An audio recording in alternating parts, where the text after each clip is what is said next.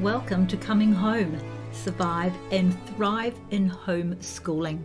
I'm Christine and welcome to this week's podcast, Staying Focused, Co-ops, Classes and Pitfalls. Keeping your eye on the goal set before you. This paraphrase is taken from Philippians, one of St. Paul's epistles, but it can be readily applied to our homeschooling too. God wants to be included in everything in our life, not just the church bit. So I'm applying this verse to how to stay focused in your beautiful career of home educating your children. Recently, I met with a young homeschooling mum, and we spent quite a bit of time mulling over this idea. Today's podcast is about knowing our why and includes other thoughts that came to me later. There are always good ideas 2 hours later. Mini audits in life are helpful. You need them once a year, more often if required. That's because it's easy to become more committed outside the home than you intended. What seemed like a good idea at the time may end up, as the weeks go by, to have you wondering how you ended up with unintended activities and feeling so, stressed.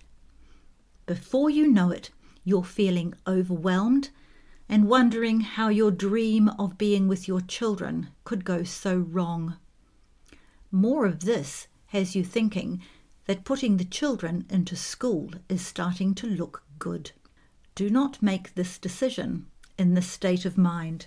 My first big tip of the day is, if you're asked to help, organise, or otherwise do something, say, "I'll get back to you on that," even if you know there's a space in your diary. Remember, the person asking you has had time to think about and prepare for the request, and you haven't. If you do decide to turn the request down, there's no obligation to explain anything. A simple, "Thanks for asking, but we've decided not to join this class, committee, whatever, this time." Before you can decide whether to say yes or no, you need to know and live your baseline, your non-negotiables. I think they are these. 1. Everything asked of you is measured according to what your why or your priorities are.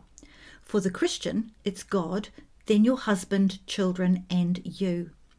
A wonderful and solid priority, the very best you can have. 2.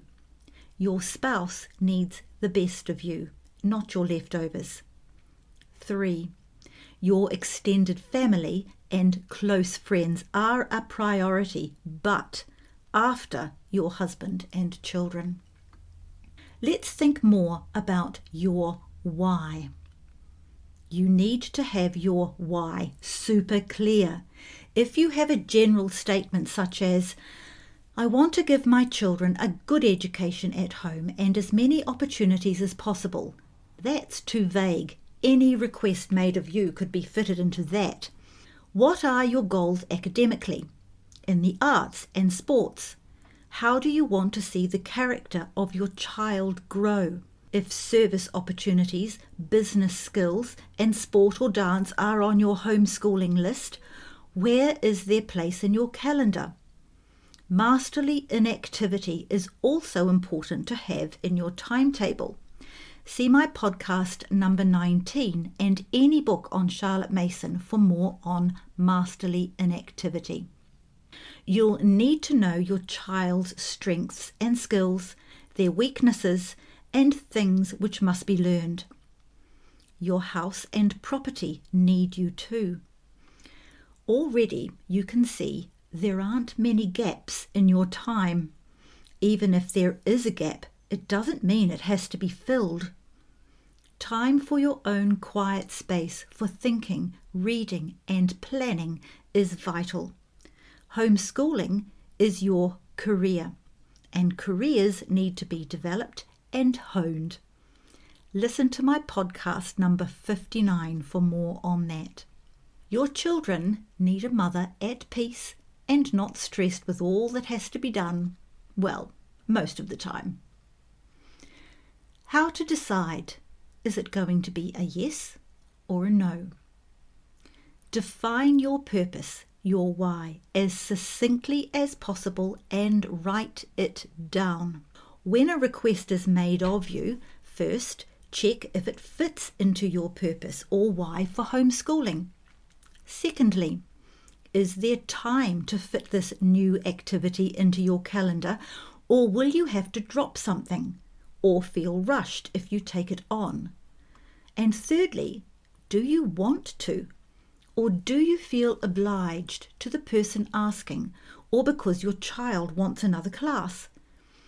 If there's even a slight hesitation in you, despite wanting to say yes, return to my first tip and say, I'll get back to you.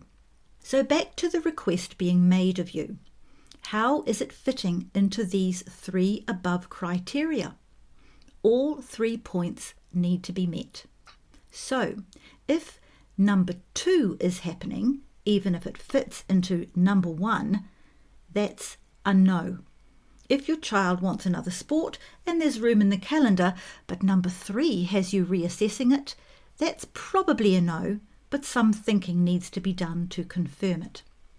Part of deciding is whether it's a priority to you and you could, but it doesn't really fit into your purpose.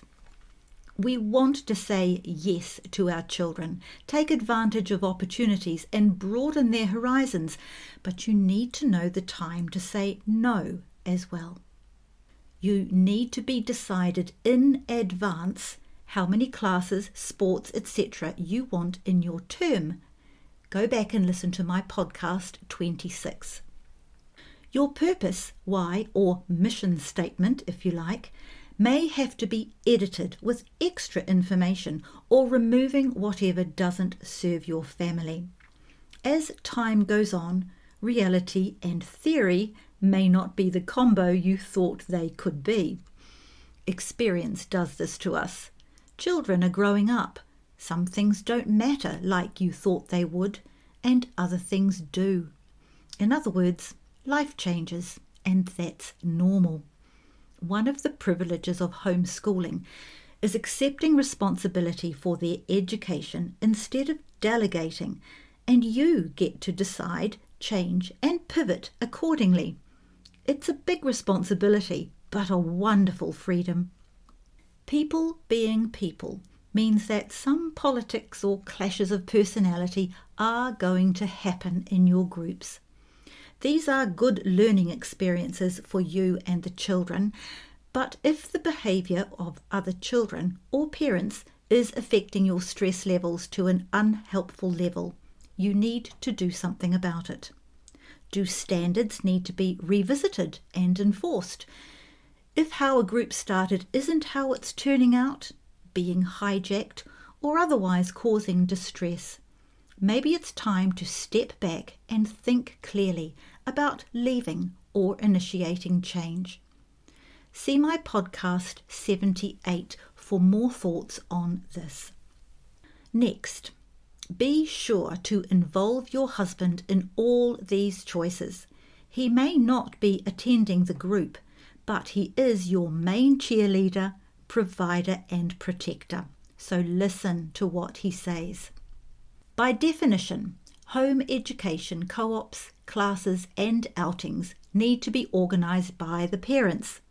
Some are naturally better at this than others, but it's important to contribute appropriately and not take more than you give.